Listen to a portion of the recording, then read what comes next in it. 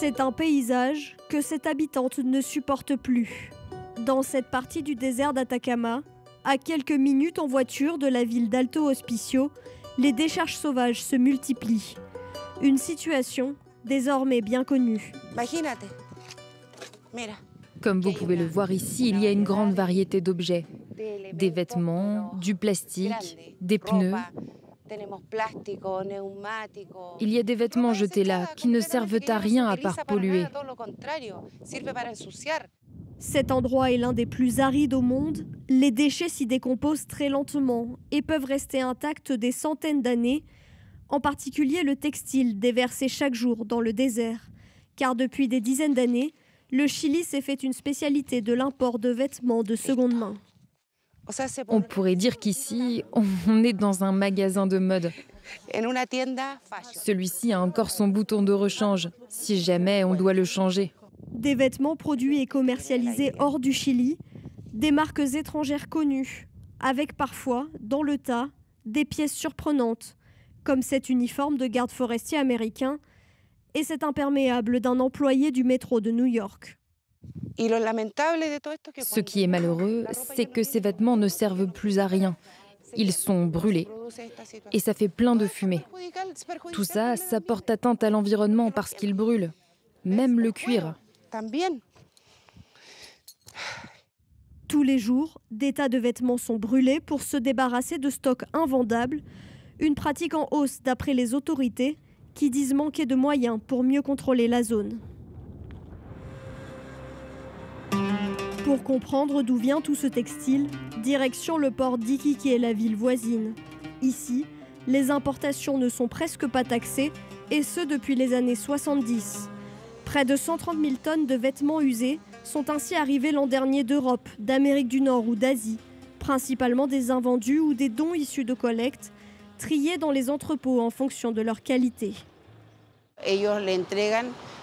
Les importateurs se débarrassent de ce qui ne peut pas être revendu auprès d'intermédiaires informels pour qu'il n'y ait pas de traçabilité.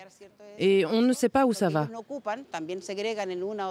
Ils trient à leur tour et jettent ce qui ne les intéresse pas dans le désert. Plus de la moitié du textile importé finirait ainsi dans le désert.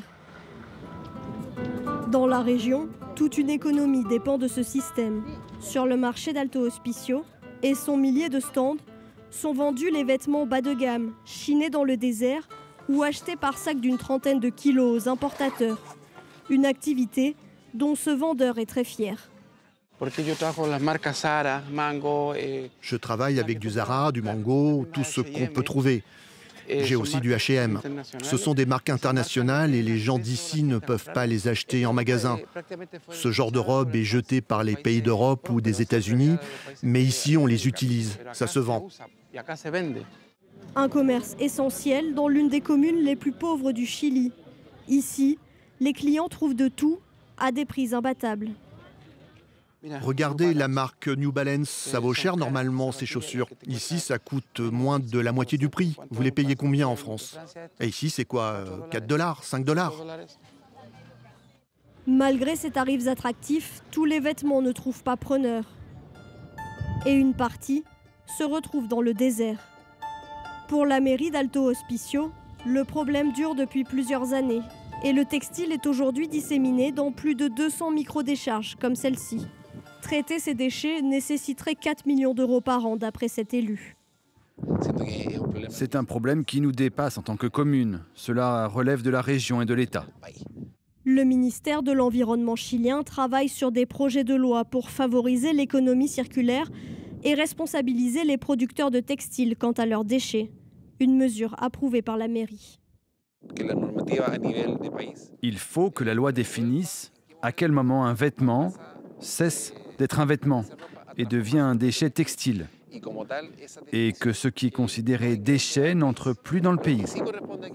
Le reste peut être importé, mais il faut qu'il y ait une solution de recyclage.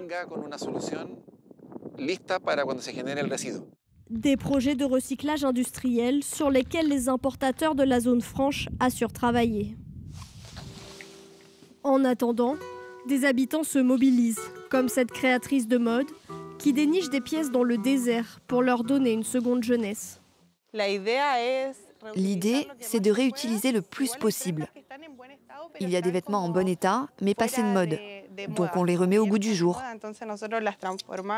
On les transforme, on les mélange. Pour cette pièce, par exemple, j'ai utilisé 8 jeans. Ça nous permet de faire des créations uniques à partir de textiles inutilisés qui ont été jetés. Angela Astudillo espère ainsi sensibiliser aux dérives de la fast fashion, source du problème selon elle. Il y a beaucoup de gens à l'autre bout du monde qui se donnent bonne conscience en donnant les vêtements qu'ils ne portent plus. Mais ces personnes ne savent pas vraiment ce qu'il se passe ensuite, si cela va à des gens dans le besoin ou si ça finit dans notre désert. Chaque année, 100 milliards de vêtements sont fabriqués dans le monde, une production qui a doublé en 20 ans.